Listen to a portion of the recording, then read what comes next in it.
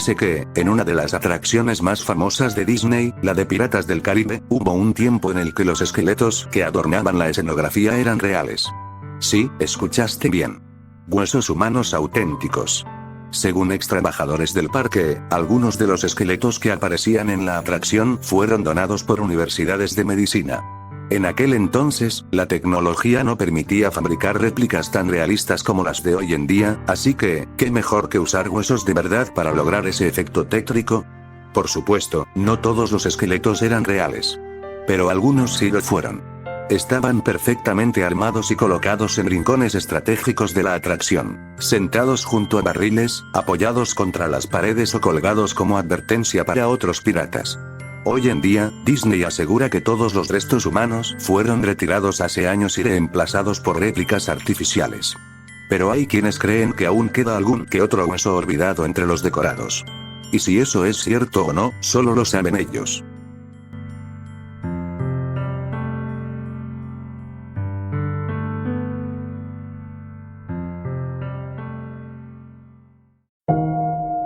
Teoría Pixar.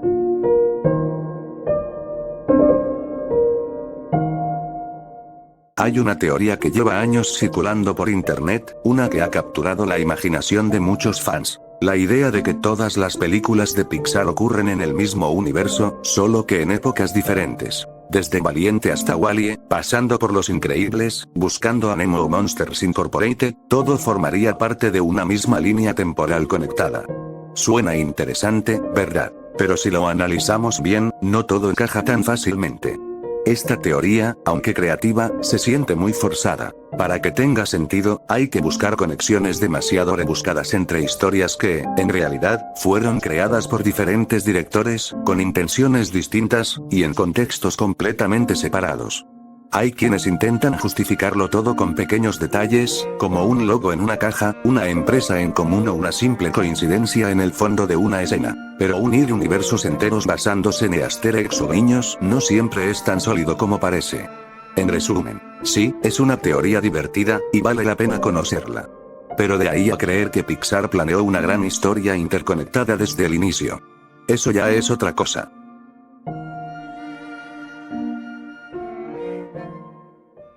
Bella padecía del síndrome de Estocolmo. En La Bella y la Bestia, Bella es retenida contra su voluntad en el castillo a cambio de la libertad de su padre. Aunque al principio teme a la bestia por su carácter violento y controlador, con el tiempo empieza a enamorarse de él. Esta dinámica ha sido señalada por muchos como un posible caso de síndrome de Estocolmo, un trastorno en el que la víctima desarrolla un vínculo emocional con su captor como mecanismo de supervivencia. El término nació en 1973, tras un asalto a un banco en Estocolmo, Suecia, donde varios rehenes terminaron defendiendo a sus secuestradores incluso después de ser liberados. Bella, al estar aislada y sin escapatoria, pudo haber generado ese mismo tipo de apego hacia la bestia. Y por eso se le llama síndrome de Estocolmo, porque ocurrió en Estocolmo. Y eso. LOL.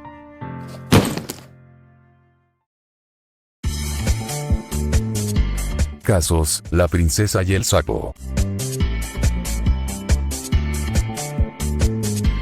Después del lanzamiento de la película, varios medios informaron que algunos niños, influenciados por la historia del príncipe convertido en sapo, intentaron imitar a la protagonista Tiana besando sapos reales.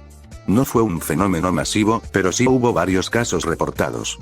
Bueno, esto solo llamó la atención porque en algunos de estos casos, los niños se enfermaron al tener contacto directo con sapos, aunque no por un beso romántico, sino por llevarse los animales a la boca o tocarlos y luego llevarse las manos a la cara.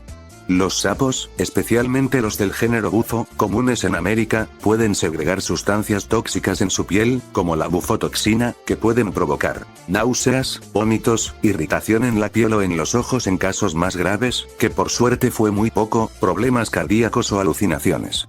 Medios como The Telegraph y Daily Mail publicaron artículos hacia 2010 advirtiendo sobre este comportamiento tras el estreno de la película. Además, las autoridades sanitarias en países como el Reino Unido emitieron advertencias públicas, recordando a los padres que besar sapos reales no era seguro. Así que, deja en paz a los pobres sapos. Nivel 2. Pluto enloquece.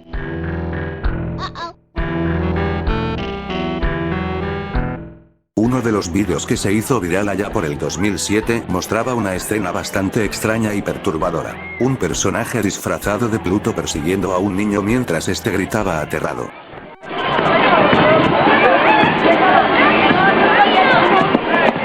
A simple vista parecía una broma pesada, pero la historia detrás es un poco más comprensible, aunque no menos incómoda.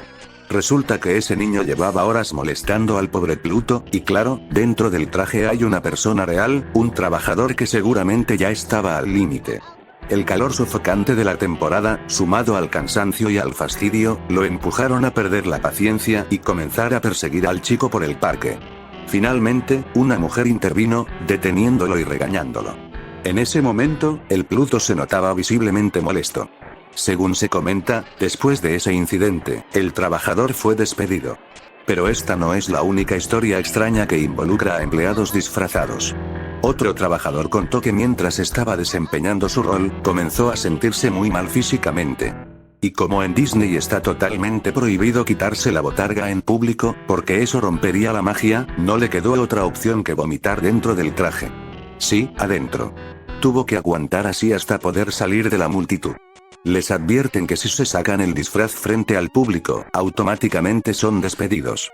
Sin excepciones. Y así como estas, hay muchas más historias de empleados que han vivido experiencias realmente malas trabajando en los parques de Disney. No sé tú, pero si yo llegara a estar así de mal, me saco el traje, vomito sobre los visitantes y al otro día salgo a buscar chamba en la construcción. Al menos ahí no te hacen disfrazarte de perro gigante con 40 grados de calor. Sé que eres el nuevo ayudante de obra. Y te informo que como política tenemos, que siempre el nuevo invita a la gaseosa a todo el personal.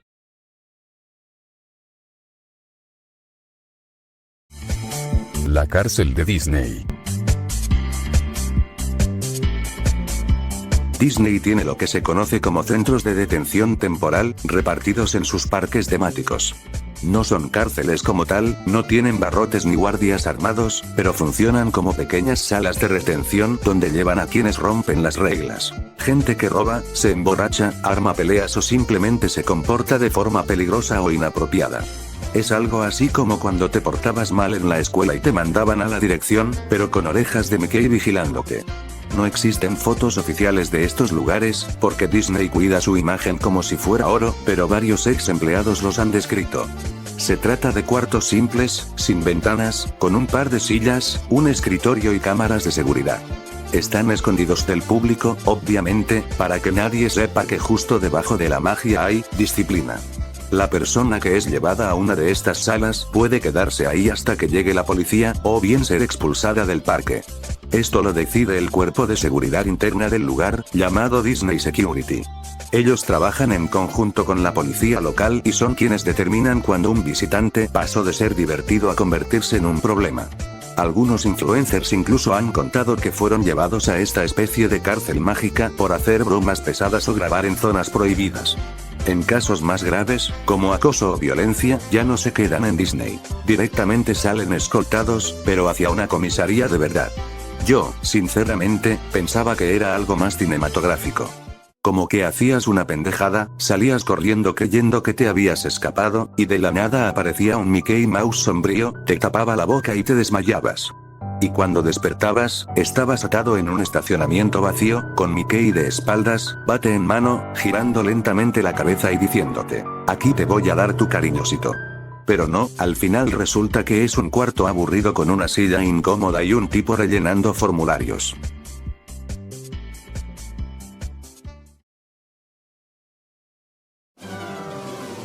Mickey no fue el primero.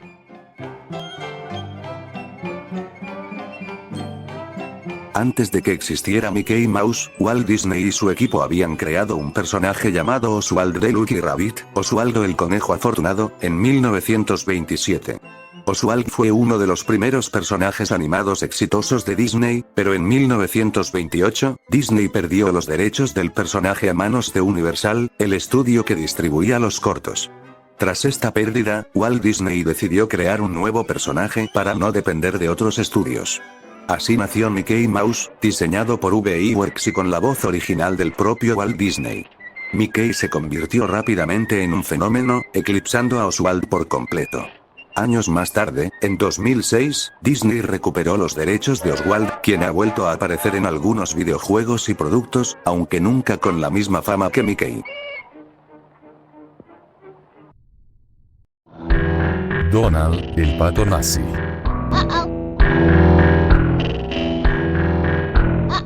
La polémica del pato Donald y Hitler. En 1943, Disney lanzó un corto llamado Der Führer's-Phase, donde el pato Donald vive una pesadilla. Despierta en la Alemania nazi, obligado a trabajar sin descanso en una fábrica, rodeado de símbolos del Tercer Reich. Todo es una sátira brutal del régimen de Hitler. Al final, Donald se despierta y se da cuenta de que solo era un sueño. Agradece ser ciudadano estadounidense. El corto ganó un Oscar al mejor cortometraje animado, pero con los años fue retirado porque las escenas donde Donald hace el saludo nazi causaban confusión o incomodidad. Algunos pensaron erróneamente que era propaganda nazi, cuando en realidad era todo lo contrario. Una crítica feroz al nazismo. ¡Qué loco, no! Sí hay que practicar y ¡hey! ¡Hey! Al Führer saludar, al que no salude habrá que fusilar, porque ¡hey! ¡Hey! Aquí será hay que amar. La batalla entre el Mickey paraguayo y el Mickey de Disney. ¿Puedes decirme la diferencia entre estas dos imágenes, aparte de que ambos son la cara de Mickey Mouse? Pues una está de frente y la otra está mirando de costado. Pareciera una estupidez, pero este detalle tiene un gran contexto detrás. Todos sabemos que Disney es la empresa de entretenimiento más grande del mundo y no tiene problemas en comprar a cualquier compañía a la que no le interese derrotar legalmente. De hecho, muchos la acusan de monopolizar todo. Y es que, apenas cometas un error o uses una fracción de contenido que le pertenezca, te denunciará, ya sea por copyright o lo que sea, porque es exageradamente celosa de sus creaciones, obras o, ¿por qué no?, de sus personajes. Pero hay un personaje que claramente destaca entre todos: el ratón Mickey Mouse. Y así comienza esta historia. En un lugar de Latinoamérica, Paraguay, para ser precisos, un hombre llamado Pascual Blasco fundó una mini empresa que empezó como frutería, luego se convirtió en heladería y confitería. Pero donde realmente progresó fue en productos gastronómicos, especias y todo tipo de productos alimenticios. Después de estar pausado un tiempo, el hijo de Pascual, Roque Blasco, retomó el negocio en 1969, enfocándose en la gastronomía y los productos comestibles. Esta empresa usaba un logo con el famoso ratón y se llamaba Mickey SRL. Pasó el tiempo, hasta que la empresa del ratón, Walt Disney, se dio cuenta de que alguien estaba lucrando con lo que, según ellos, era su marca, su nombre y el logo de su personaje más icónico. Y cuando se trata de dinero, Disney lo toma muy en serio. Ni corto ni perezoso, Disney mandó un ejército de abogados para solucionar el problema. Total, parecía un caso fácil de ganar, o al menos eso creían. En los años 90 comenzaron las demandas. Disney reclamaba el uso indebido de su marca y su logotipo. Pero el Mickey paraguayo, como si fuera el profesor de la Casa de Papel, ya sabía que esto pasaría, y no estaba preocupado. Para sorpresa de todos, había un detalle clave. Disney había registrado el nombre Mickey Mouse, pero no Mickey. Y para ese entonces, Mickey SRL ya estaba registrado en Paraguay. Además, Disney registró la cara de Mickey de frente, mientras que el Mickey paraguayo usaba un ratón de perfil. Los abogados de Mickey SRL alegaron que no era el mismo ratón, no era el mismo personaje, y además, que ellos estaban registrados en el rubro gastronómico, no en el del entretenimiento. Por lo tanto, no había conflicto legal directo entre las marcas. Disney podía intentar comprarlos, como hizo con Fox y otras empresas. Pero sería aún más humillante pagar por algo que consideraban suyo. A ver, ¿qué pasó? Y así, a pesar de haber iniciado 3 demandas contra la empresa paraguaya, Disney perdió las 3. Hoy, el Mickey paraguayo lleva más de 50 años en funcionamiento. Y todavía, en las letras pequeñas de servicios como Disney Plus, se puede leer que ciertos descuentos aplican en muchos países, excepto en Paraguay. Sí, Paraguay está en la lista negra. Esta marca paraguaya parece ser una cicatriz que, al parecer, a Disney todavía le pica. Después de esto Disney registró a todos sus personajes de frente, costado, detrás y hasta por donde no le da el sol. ¡Ah! Nivel 3.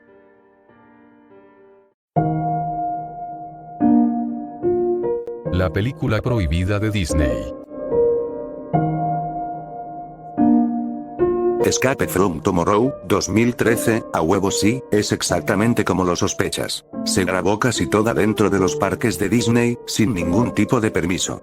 Pero, ¿de qué trata la película? Escape from Tomorrow es una película en blanco y negro, de tono surrealista, psicológico y bastante inquietante. La historia gira en torno a un hombre que, mientras está de vacaciones con su familia en Disney World, se entera de que ha perdido su empleo.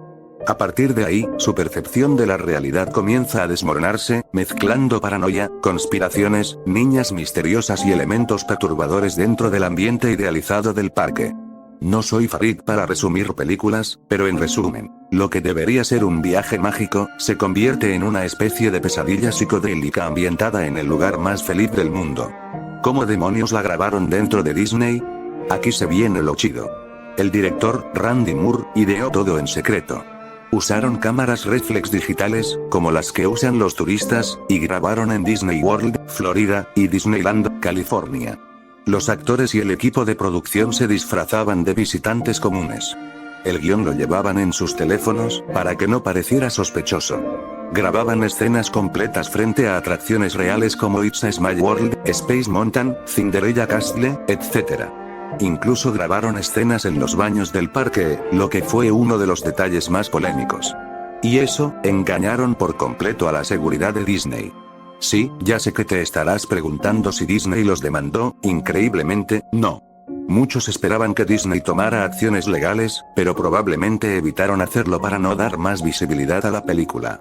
El problema es que una demanda directa le habría dado publicidad mundial, y Disney no quería que más personas buscaran esa obra prohibida grabada en sus terrenos. Eso sí, la película nunca fue distribuida de forma oficial en plataformas comerciales de gran escala como Netflix, Amazon o cines masivos. Su distribución fue limitada, y circula más como una película de culto.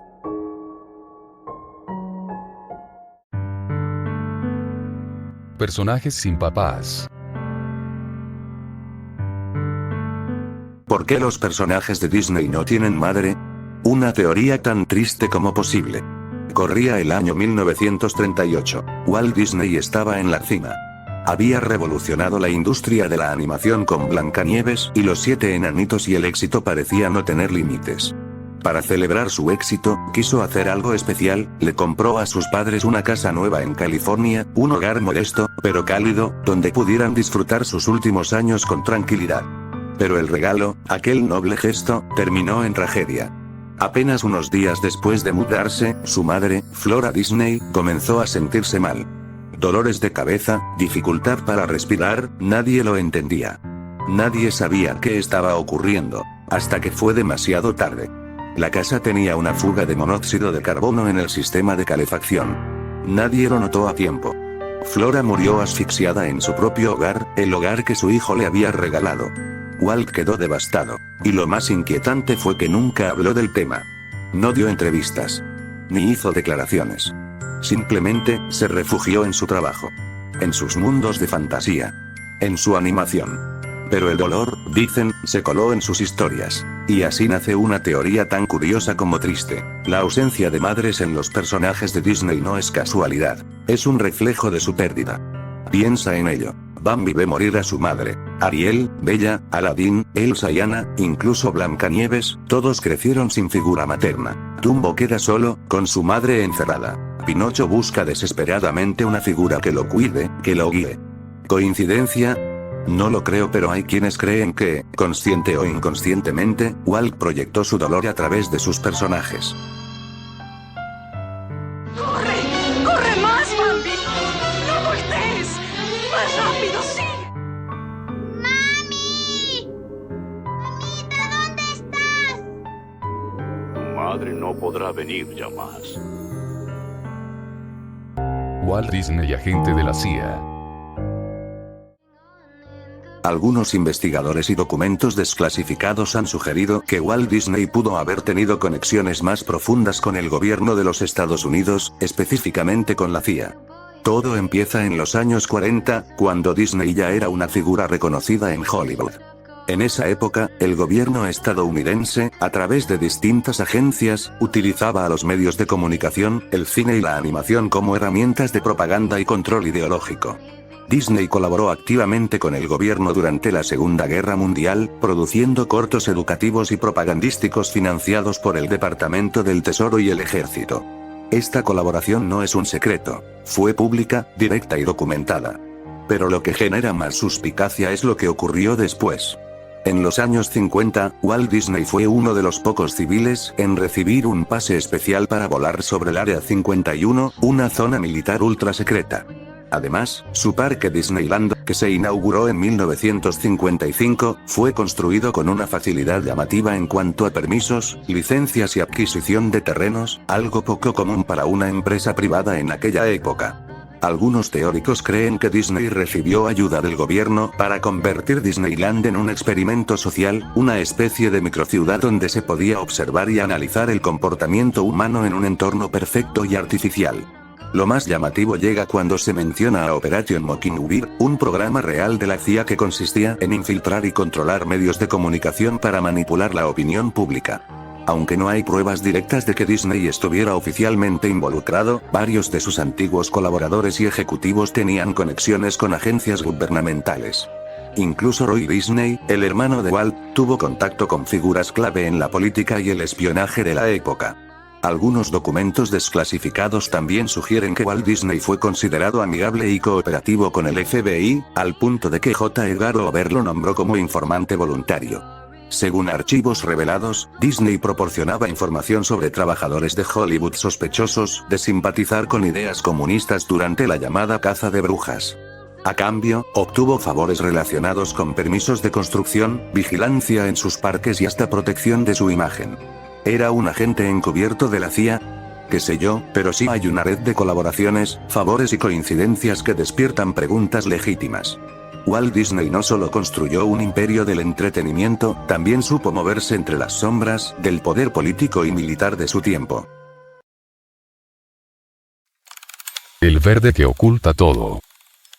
Existe un color que pocos notan, pero que está en todas partes, y no por casualidad.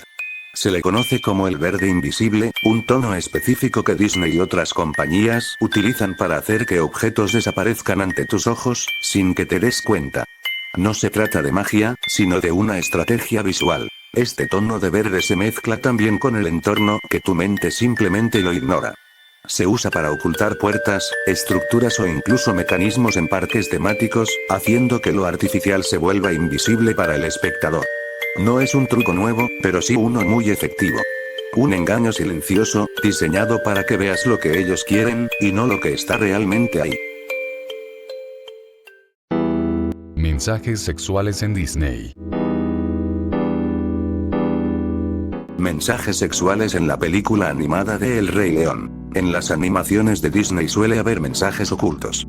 A veces son referencias, cameos o algún simbolismo, pero este mensaje oculto, entre comillas, no se trata de ninguna de esas cosas. Muchos que vieron la película de El Rey León empezaron a decir que, en una de las escenas, en las nubes se podía leer claramente la palabra sex, haciendo referencia, obviamente, a lo que todos imaginamos. Pero, con el tiempo, esto fue desmentido. Resulta que sí había un mensaje oculto, pero no era esa palabra exactamente. Lo que estaba escrito eran las siglas SFX, haciendo referencia a Special Effects, o sea, efectos especiales. Una indirecta. ¿Un chiste interno del estudio? ¿Un becario aburrido? No lo sabemos. Pero lo cierto es que las letras no decían sex, sino SFX. Así que, cualquier cosa que ustedes hayan visto, porque yo también me enteré de esto años después, bueno, seamos sinceros, solo vieron lo que querían ver. No sean mal pensados, esto es una animación para niños. Disney no pondría esas cosas en una película infantil, ¿o sí?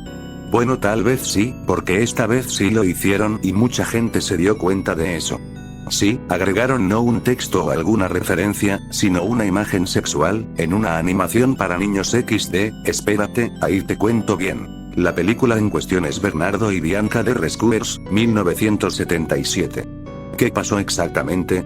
En la versión en VHS de 1999, al llegar a la escena en la que los ratones viajan volando en una lata de sardinas colgada de un albatros, sí, clásico Disney. Pasan frente a unos edificios a toda velocidad.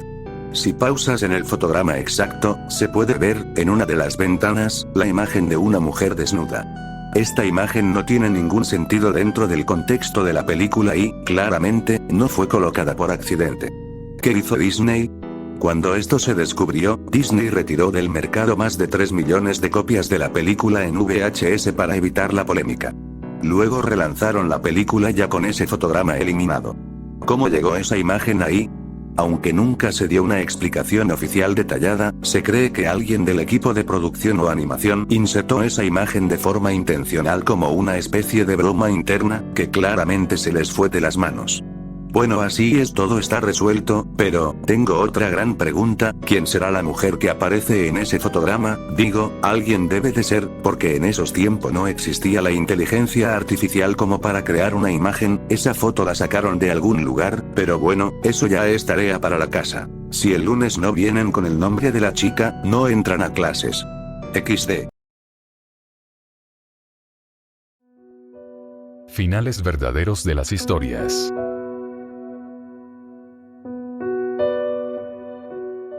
Adoro los finales felices, pero los finales felices son muy de Disney, ¿sabes por qué le pone estos finales a sus historias? Porque no son los originales, o sea, son cuentos bastante turbios, aún para la época, así que Disney lo tuvo que adaptar para que los niños no quedaran traumados frente al televisor con la mirada perdida. Por ejemplo, el final de La Cenicienta es muy diferente a como nos lo cuenta Disney. Empecemos con La Cenicienta. Todo normal. Ella era la oveja negra de la familia, y no había hadas madrinas, solo unos pájaros que le hacían el aguante.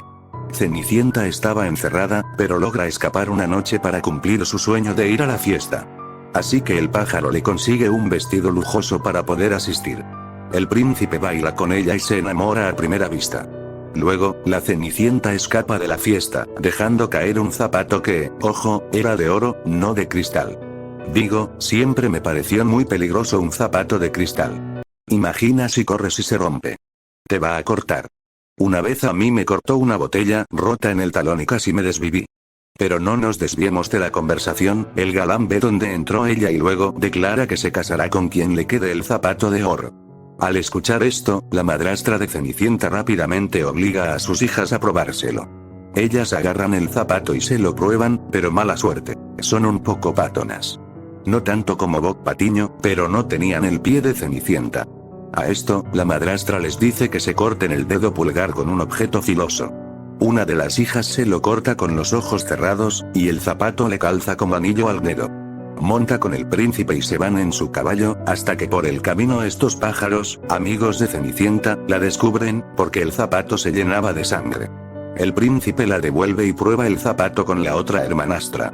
Como a esta no le va, su madre la obliga a cortarse el talón, que, a mi parecer, es más doloroso aún. Una vez me pelé el talón porque mi zapato me apretaba, y me dolió un chingo.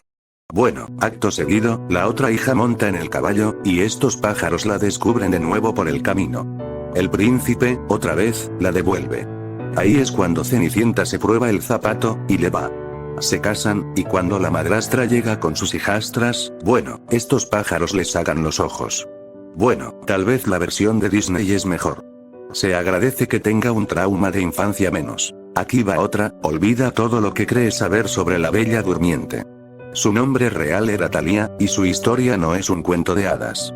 Desde niña, un oráculo le advirtió a su padre que una espina maldita pondría a su hija en un sueño eterno. Y así fue. Un día, Thalía se pinchó el dedo, cayó dormida, y jamás despertó. Avergonzado, el rey la abandonó en un castillo olvidado.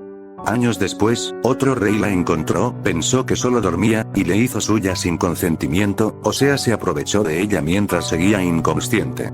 Luego se marchó, como si nada. Sin despertar, Thalía quedó embarazada.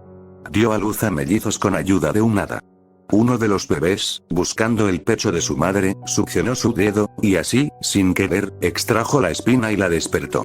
El rey tuvo ganas de aprovecharse de nuevo de la indefensa mujer y fue para allá de nuevo. Cuando él regresó, encontró a Thalía despierta y junto a sus hijos. Ella descubrió toda la verdad, y, extrañamente, aceptó al rey. O sea, no pasa nada muy turbio. Pero había un problema. Él ya tenía esposa. La reina, llena de celos, intentó quitarle la vida a Thalía y a los niños, pero su plan falló. Ella fue quien terminó sin vida. Thalía se convirtió en reina, y vivió con sus hijos. Feliz con el hombre que la abusó. Y bueno, así hay muchas historias, para cual voy a hacer un iceberg de finales reales. El Rey León. Esta película está basada en Hamlet, una tragedia escrita por William Shakespeare. Y su final, lejos de ser feliz, es una masacre. En la historia original, el joven príncipe, llamado Hamlet, es visitado por el fantasma de su padre, quien le revela que fue asesinado por su propio hermano, exactamente como Mufasa y Scar. Hamlet, consumido por la duda, la rabia y la sed de venganza, finge estar loco mientras planea matar al asesino. Pero sus decisiones lo arrastran a una espiral de destrucción. Primero mata al padre de su amada por error. Luego ella, enloquecida, se quita la vida. Después, Hamlet es envenenado con una espada traicionera. Pero antes de morir, logra matar a su tío, y también a su madre, que había bebido vino envenenado sin saberlo. Al final, todos terminan muertos. Y eso.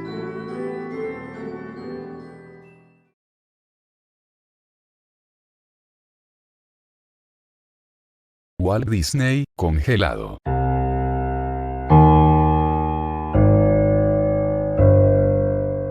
Durante años, una extraña teoría ha circulado entre conspiranoicos, fanáticos y curiosos del misterio, que Walt Disney fue criogenizado. Es decir, que su cuerpo fue congelado justo después de su muerte, en espera de que en el futuro se encuentre la cura para enfermedades como el cáncer. Pero, esto es falso. Walt Disney fue, de hecho, un fumador compulsivo. Se dice que fumaba cigarrillos sin filtro desde su adolescencia hasta el día de su muerte. Esta adicción fue cuidadosamente ocultada por él y su entorno, ya que chocaba fuertemente con la imagen familiar y pulcra que proyectaba al público. Cuando murió, su cuerpo no fue congelado, fue incinerado. Todo el tema de su enfermedad, que fue un cáncer de pulmón, también fue manejado con bastante discreción. Es probable que Disney y su familia quisieran evitar que su estado de salud afectara la imagen de la compañía o sus acciones en la bolsa. Ahora bien, ¿de dónde nace la leyenda? Por aquellos años empezaba a hacerse popular un método experimental, la criogenización, o sea, congelar cuerpos humanos tras la muerte con la esperanza de revivirlos en el futuro. La teoría se volvió aún más fuerte cuando Bob Nelson, expresidente de la empresa pionera en criogenización, afirmó que a Walt Disney le gustaba la idea de ser congelado. Pero también dejó en claro que Disney nunca lo dejó por escrito, y que por eso perdió su oportunidad. Curiosamente, 2 semanas después de la muerte de Walt, fue congelado el primer ser humano de la historia. Y fue ahí donde los amantes de los sombreros de aluminio empezaron a unir puntos que en realidad no existían. Solo bastaron 2 palabras, Walt Disney y congelado, para que el mito se expandiera. Incluso Salvador Dalí, sí, el famoso pintor surrealista y amigo de Disney, llegó a decir que creía que Walt estaba criogenizado.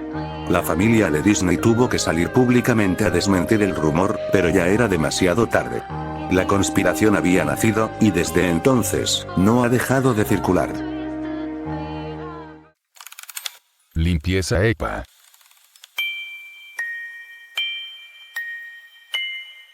Según el personal que trabaja en el lugar, en los parques de Disney ocurre algo bastante turbio más o menos una vez por mes. Mientras las personas disfrutan de su visita al parque, hay empleados encargados de vigilar que todo esté en orden, observando muy atentamente los comportamientos de los visitantes. Y suele suceder algo bastante oscuro. Algunas personas llevan frascos, otras pequeñas bolsas, pero cuando alguien las abre y lanza su contenido por los parques, se puede escuchar una palabra clave que solo los empleados entienden: limpieza EPA. Rápidamente, uno de los trabajadores distrae a los visitantes, desviando su atención hacia otro lado, ya sea regalando entradas o usando cualquier otro método. La razón: nadie debe ver, bajo ninguna circunstancia, lo que sucede a continuación. Aparece una aspiradora especial. ¿Y qué están aspirando con ella? Cenizas humanas. Así es. Este es un problema habitual. A pesar de que este acto es completamente ilegal, muchos fanáticos piden que, una vez fallecidos, sus cenizas sean esparcidas en Disney para así descansar para siempre junto a sus personajes favoritos. Supuestamente, si una persona es sorprendida esparciendo estos restos humanos, será detenida y se llamará a la policía, ya que tirar restos humanos en lugares públicos está penado por la ley. Además, la atracción afectada debe detenerse para proceder a una limpieza profunda. Pero la mayoría de las veces, esto se hace a escondidas. Los empleados limpian rápidamente y evitan que los visitantes se den cuenta, porque para muchos sería bastante perturbador pensar que podrían estar caminando o, peor aún, inhalando sin saberlo los restos de alguien.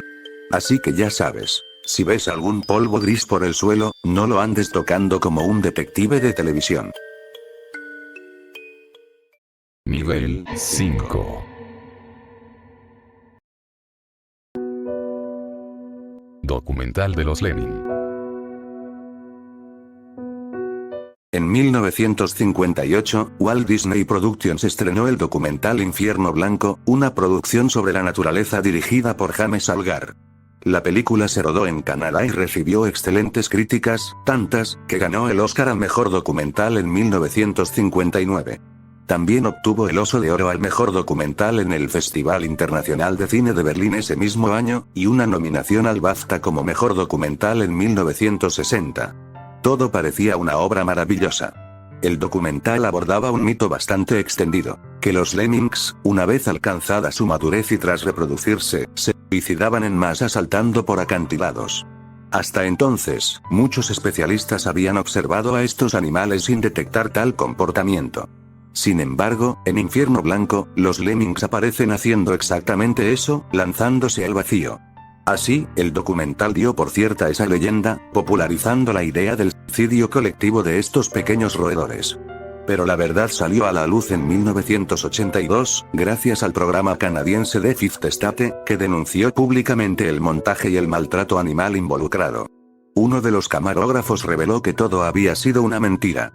Como los lemmings no mostraban ese comportamiento de forma natural, no podían grabarlos, así que compraron varios ejemplares, los llevaron a Alberta, Canadá, muy lejos de su hábitat original, y los obligaron a lanzarse desde un acantilado.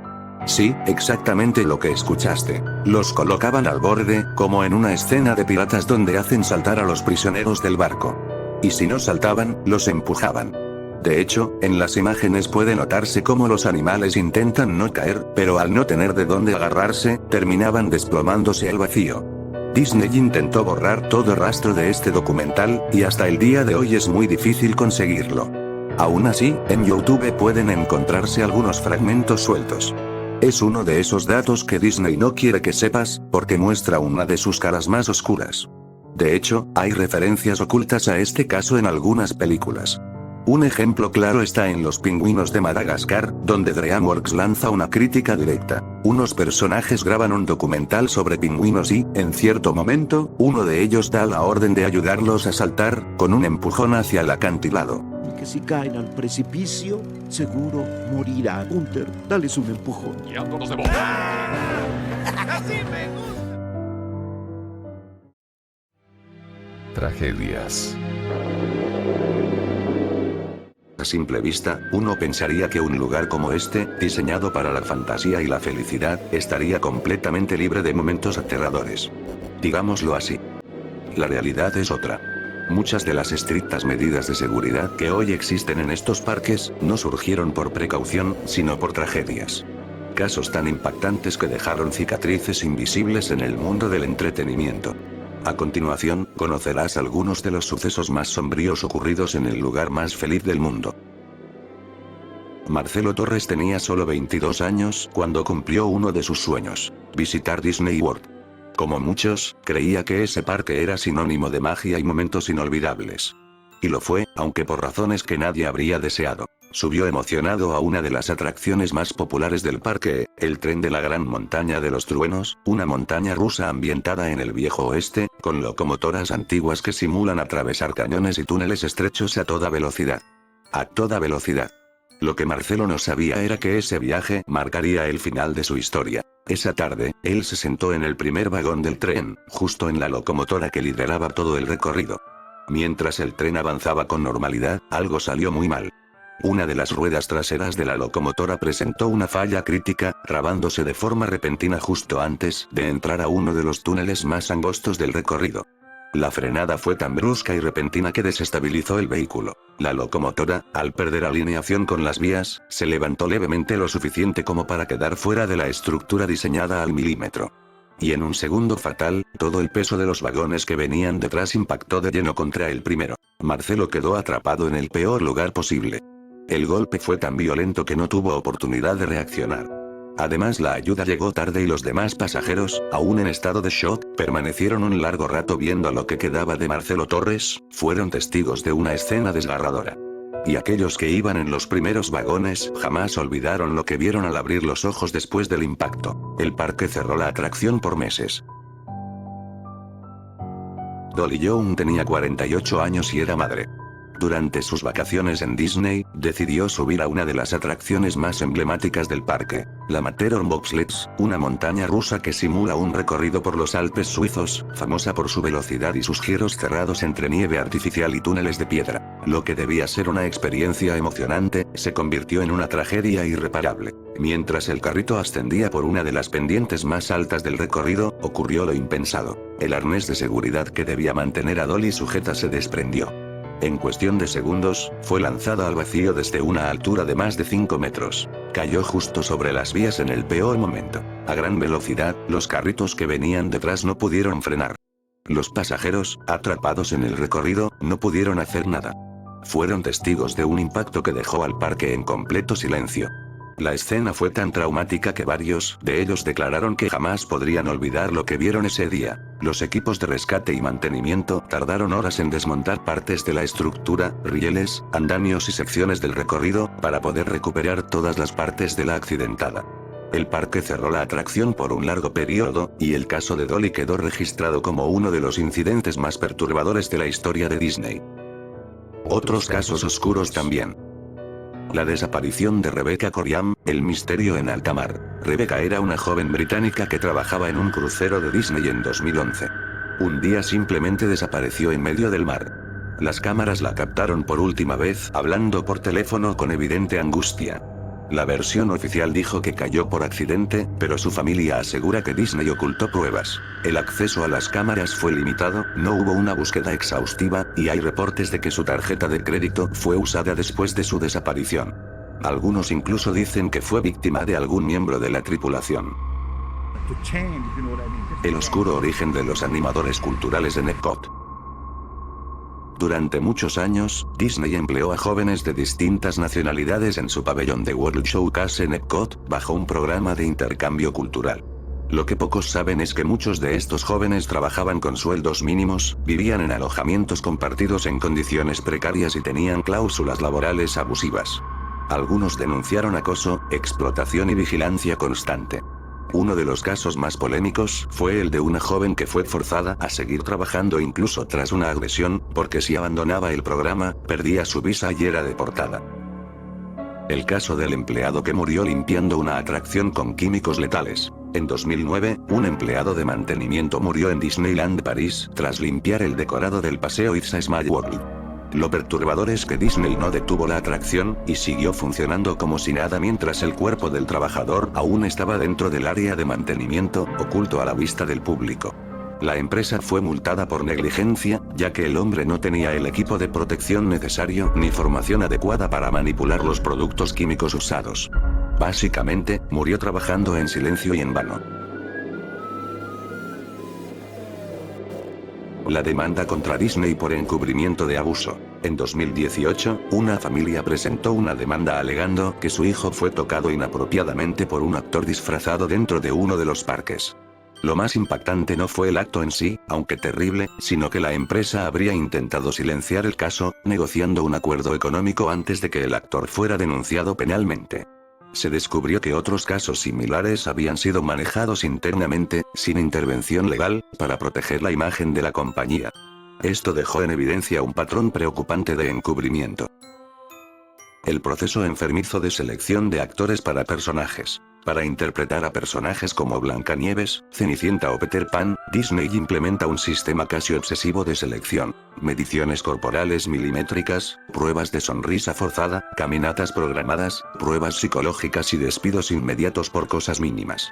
Varios exempleados relataron que el ambiente era como un culto disfrazado de entretenimiento, y que incluso eran castigados si hablaban fuera de personaje aunque fuera entre bastidores.